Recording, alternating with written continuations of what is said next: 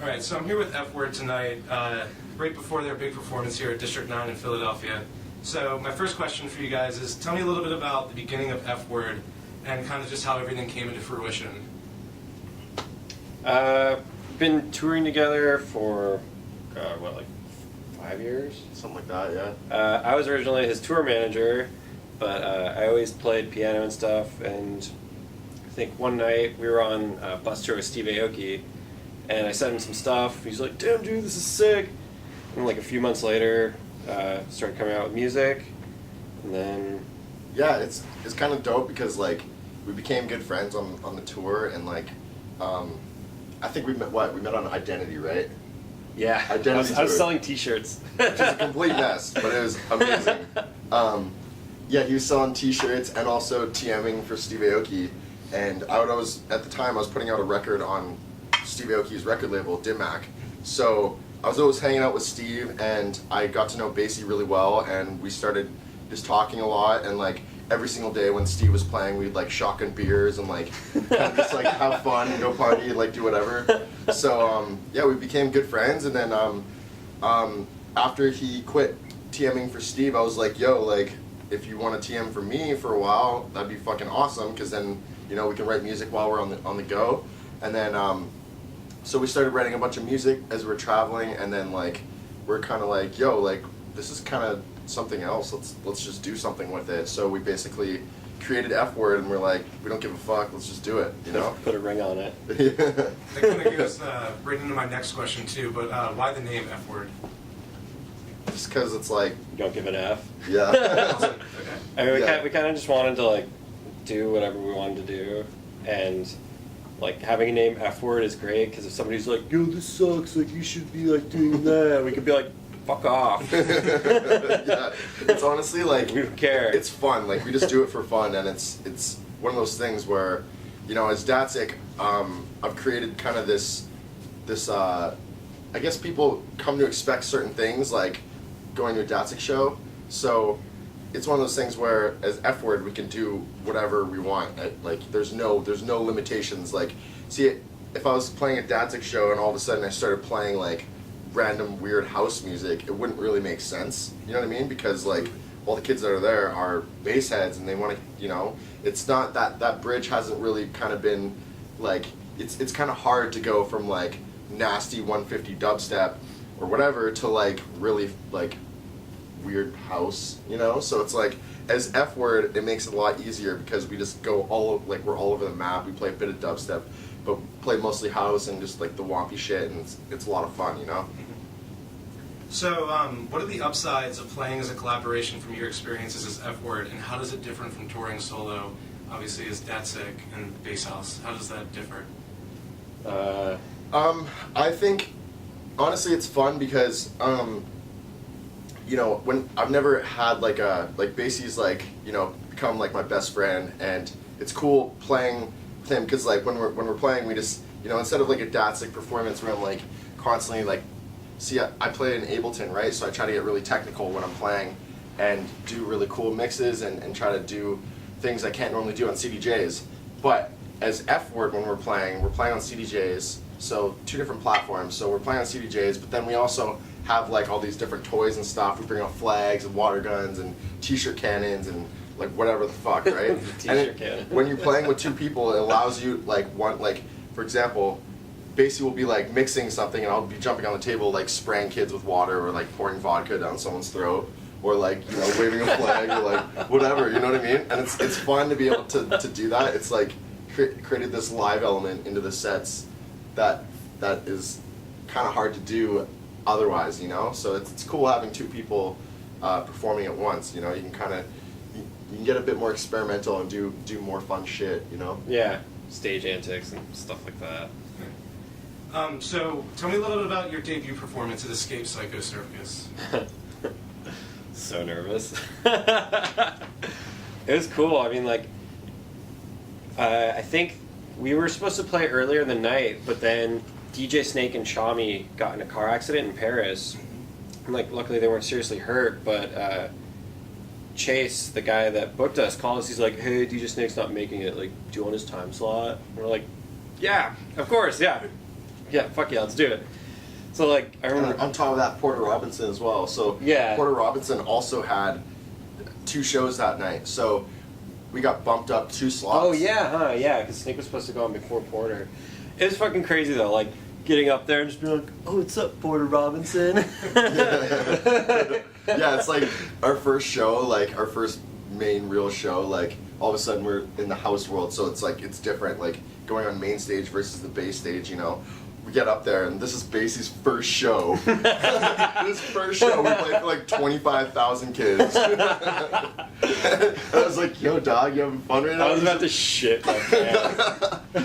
I legit, like, right before we went on, I was like, oh my god, I don't know if I'm gonna throw up or shit right now. Or like, both. yeah, I was like, let's start drinking as much as possible. Oh my god. So, what's been your favorite set that either of you have played, either individual or is it your collaboration, and why has it been your favorite set? Let's see. It's hard to kind of compare the two because as Dad's sake, I've played probably over 1,000 shows, whereas with Ephwurd, we just kind of started, right? So like we've done maybe what, like 20, something like that. 20, 25 But shows. we did like as Dad's sake, I'd probably say Red Rocks. Like we did Global Dub, and it was crazy looking up and seeing 9,500 kids that were just all there for dubstep. Made it really easy to enjoy that. You know what I mean? So that was pretty amazing. And then we played again, Red Rocks again as Ephwurd a month later. So that was probably like, that was a fun show, hey? That was like, it was super dope. I think probably like this summer, one of my favorite shows was actually like one of our smallest shows. We played Hoxton, Oh yeah. and like literally the whole time it was a fucking mosh pit. Some kid like, I don't even know what happened, like got a bottle like I think he threw a bottle in the air and then it like smashed on the ceiling and shattered all over him. And like he like got all cut up and like had to go to the hospital. Like, but like it was just so fucking rowdy, like blood on the dance floor. Just Yeah, like as we were leaving the club, there was literally like fucking there's like a blood trail from the green room all the way outside. You could see like where he stumbled out. it's just like the most punk rock shit ever. You're Yeah. like, yo, dude, we just play It's like- dance music. It's I like, don't know if this has ever happened at a house music show ever. Yeah. Like, It just like what got is this? so rowdy. It's so tight. So, who or what have you guys drawn your inspiration as musicians from? Oh man. Well, for me, I've always like had a big rooting in hip hop. You know, I've always really been into like the Wu-Tang shit and like I don't know, like the old school West Coast shit, like Snoop and Dre and whatever. You know, I didn't really, to be honest, like I'm not a huge fan of like modern rap. I feel like they'll just like say one word and repeat it for like Panda.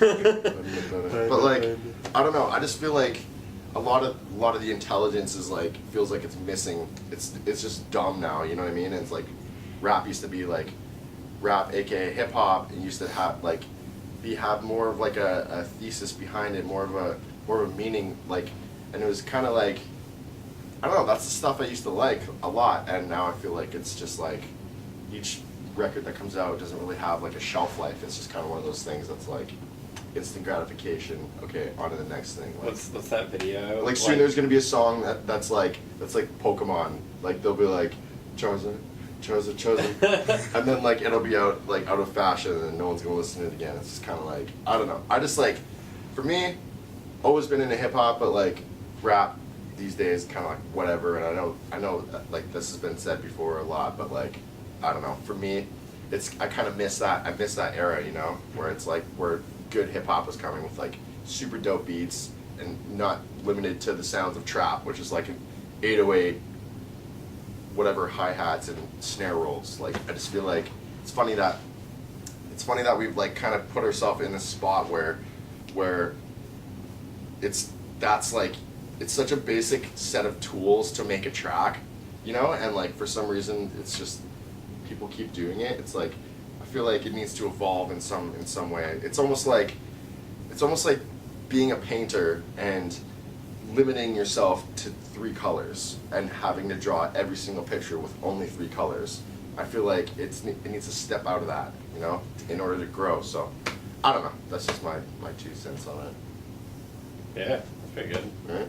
I grew up in jazz, so. Yeah. Yeah. I also like.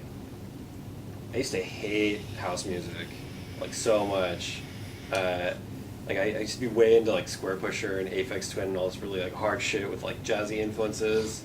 And I think the first time I ever went to a rave is when I was like, okay, I fuck with this now. It's cool. Like seeing all the kids like, look, what's happening? This is fucking crazy. Yeah, I feel like that's the thing, like with Ephwurd stuff, like you won't really catch us playing like a really watered down house song, you know, that's like a lot of house, like most house where like you go to the main stage and you hear like kind of Dimitri Vegas like Mike. yeah, this is the best night of our lives, you know, like that's not really our shit, you know. It's more like Let's get fucked up. yeah, we're like, let's fucking go. It's kind of like a cross between like bass music and like wompy house and garage, and I think that is where like I'm still happy performing it. Whereas like, you know, as Ephwurd, we could go completely left field and go like play like the really melodic, like kind of like Ephwurd's a trance act now. yeah, it's like, that's not really like, you know, as much as like it might make us more money in the end, like doing that and playing like on bigger shows, like ultimately I'd probably shoot myself in the head. So So when you guys aren't playing music, who are you listening to? I listen to a lot of Flume. I like Flume a lot. I'm also really into let's see, I like Seal, you know. Seal's pretty awesome. Obviously hip hop. Like hip hop as well, and yeah, I don't know. Basically, what about you? Indie rock, like Tame Impala. I don't know. I feel like because we have such different tastes, it makes it fun to like work on songs because like we'll come up with different ideas based on like our history and our influences, right? So like Basie's dad was actually part of this group, the Manhattan Transfer, right? Yeah. And I didn't even know this until like after like probably like 3 years of knowing Basie, but like apparently this group, like his dad has won like over 16 Grammys or some shit, and like Basie just has never mentioned it to me. I was like, that's pretty fucking cool, man. Like, that's pretty crazy, you know. So Pretty sweet. Basie's got it in his blood. So last question for you guys. Tell me something about yourselves that would surprise or even shock our audience. I have to think about that one. Shock. There's a lot of shocking stuff. Probably there isn't that much that can be said on camera about it, though. Let's see. How about in the last 3 days I've slept on the floor of wherever we're at twice. Yeah, Drew slept in Penn Station. That's shocking. I was so tired, man. I just like fell asleep on the ground. I woke up and there's a water bottle rested on my head. I was like, what? I don't know. I don't know. Basie, what about you? Oh man, I probably can't safely say. Okay. There are no bigger sushi fans ever other than Oh yeah. Basie's probably the biggest sushi fan, but I'm number 2. And we eat sushi almost every single day. I think at this point, Basie's probably made up of about 60% mercury. Yeah. Awesome. Well, I just want to say thank you guys for taking the time out to meet with us and take this interview. Yeah, no problem. And just good luck tonight at District 9. Obviously, you guys are going to slay it, and everybody's Sure, ready fine. to hear you guys. Need to get over this hangover first.